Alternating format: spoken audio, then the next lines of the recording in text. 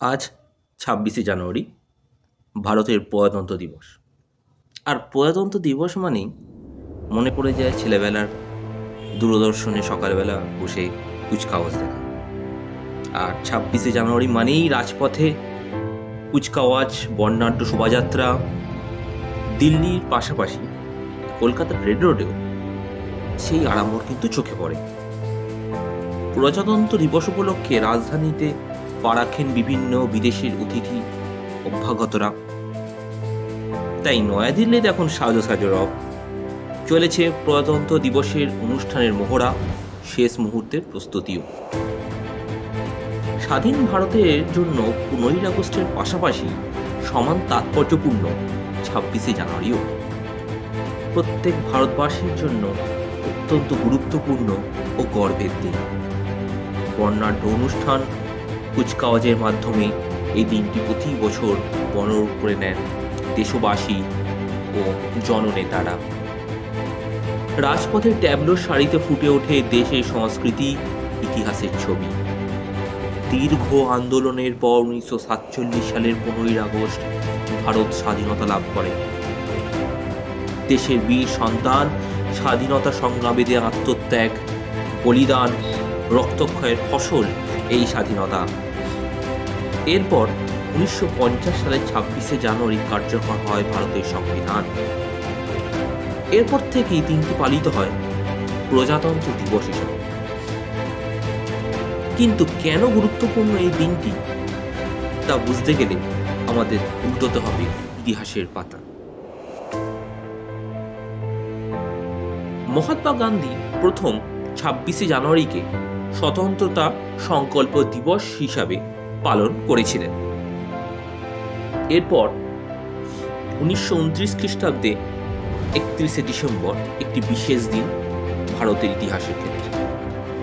1929 খ্রিস্টাব্দে জাতীয় কংগ্রেসের বার্ষিক সম্মেলনে অর্থাৎ লাহোর সম্মেলনে জাতীয় কংগ্রেসের প্রেসিডেন্ট জওহরলাল নেহেরু পূর্ণ স্বরাজের ডাক দেন এবং সিদ্ধান্ত নেওয়া হয় যে 1930 খ্রিস্টাব্দে ২৬শে জানুয়ারি ভারতীয়রা ব্রিটিশ মুক্তি দিবস হিসাবে বা স্বাধীনতা দিবস হিসাবে পালন করবে।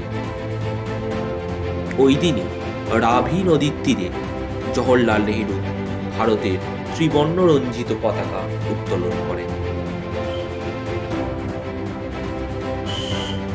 এরপর আসি আমরা 1949 খ্রিস্টাব্দের 26শে নভেম্বর। ভারতের সংবিধান ভারতীয় প্রজাতন্ত্রের সর্বোচ্চ আইন। 1949 খ্রিস্টাব্দে 26শে নভেম্বর সংবিধান খসড়াটি গণপরিষদ কর্তৃক গৃহীত হয়েছিল। তবে 1930 সালের 26শে জানুয়ারি জাতীয় কংগ্রেসের স্বাধীনতার স্মৃতিকে স্মরণীয় করে রাখার জন্য 1950 খ্রিস্টাব্দে 26শে জানুয়ারি ভারতের সংবিধান কার্যকর করার সিদ্ধান্ত নেওয়া হয়। এই সংবিধান গৃহীত হওয়ার সাথে সাথে 1935 সালের ভারত শাসন আইনেরও অবসান ঘটে।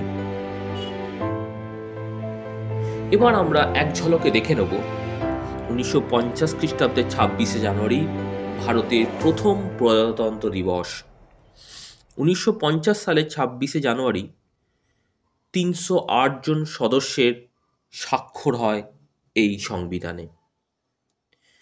প্রথম প্রজাতন্ত্র দিবসে অনুষ্ঠিত হয়েছিল ইরউইন অ্যাম্পি থিয়েটারে, যেটির বর্তমান নাম হল মেজর ধ্যানচাঁদ ন্যাশনাল স্টেডিয়াম।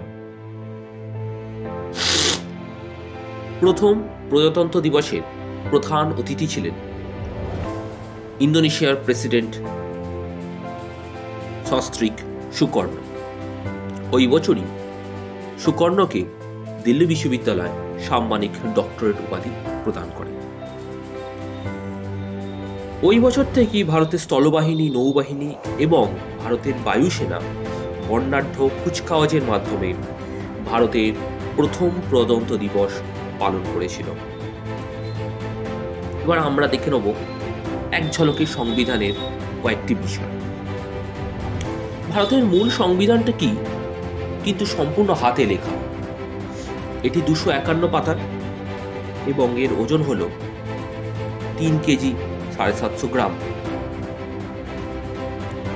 সংবিধানটি সুন্দর হস্তাক্ষর করে সম্পূর্ণ লিখেছিলেন ক্যালিওগ্রাফিস্ট প্রেম বিহারী নারায়ণ রায়জাদা। এছাড়া মূল সংবিধানটি নকশা করেছিলেন নন্দলাল বসু ও শান্তিনিকেতনের ছাত্রছাত্রী। এতে আমরা দেখতে পাই মহাভারত, রামায়ণ, ডান্ডি অভিযান, সুভাষচন্দ্র, টিপু সুলতানের ছবিও আছে।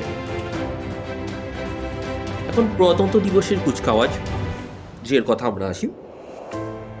প্রজাতন্ত্র দিবসের কুচকাওয়াজ প্রতি বছরই বর্ণাঢ্য শোভাযাত্রার মাধ্যমে হয়, কিন্তু প্রাথমিকভাবে অর্থাৎ 1950 থেকে 1954 এই সময়কালে কিন্তু অনুষ্ঠানটি বর্তমান যে রাজপথ যেখানে হয় সেখানে অনুষ্ঠিত হয়নি। এটি অনুষ্ঠিত হয়েছিল ইরুইন স্টেডিয়ামে, তার পরবর্তীকালে হয় কিংসওয়ে যেটি এখন রাজপথ, রেড ফোর্টে এবং রামলীলা ময়দান বা রামলীলা গ্রাউন্ড। 1955 সাল থেকে নিয়মিতভাবে ভারতের রাজপথে কিন্তু এই অনুষ্ঠানটি হচ্ছে। প্রতি বছরের মতো এবছরও প্রজাতন্ত্র দিবসে অনুষ্ঠান হচ্ছে, তবে কোভিডের কারণে অনুষ্ঠানে কিছু কাটছাট করতে হয়েছে। তা সত্ত্বেও এর জৌলুস কিছু কমেনি। এবছর ভারতের 73তম প্রজাতন্ত্র দিবস। মুখ্য অতিথি হিসাবে এবছর কোনো দেশের রাষ্ট্রনায়ক উপস্থিত না থাকলেও কাজাকিস্তান, কিরগিজস্তান, তাজিকিস্তান, তুর্কমেনিস্তান ও উজবেকিস্তান থেকে বিশিষ্টজনেরা আসবেন ও প্রজাতন্ত্র দিবসের কর্মসূচিতে অংশ নেবেন। ভারতের 73 বছর স্বাধীনতা দিবস উপলক্ষে এবছর প্রজাতন্ত্র দিবস অত্যন্ত গুরুত্বপূর্ণ। প্রজাতন্ত্র দিবসের অনুষ্ঠানে রাষ্ট্রীয় পুরস্কার জয়ীরা ও বিভিন্ন শিশুরাও অংশগ্রহণ করবে। আজকের মতো এখানেই সমাপ্ত।